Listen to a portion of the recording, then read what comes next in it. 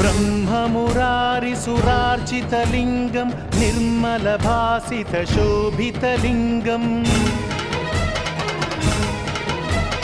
जन्मज दुःखविनाशकलिङ्गं तत्प्रणमामि सदा शिवलिङ्गम्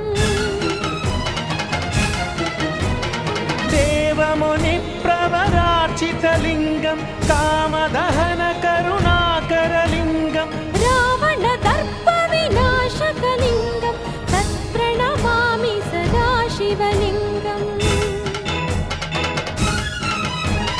सर्वसुगन्धसुलेपितलिङ्गं बुद्धिविवर्धनकारणलिङ्गम् सिद्धसुरा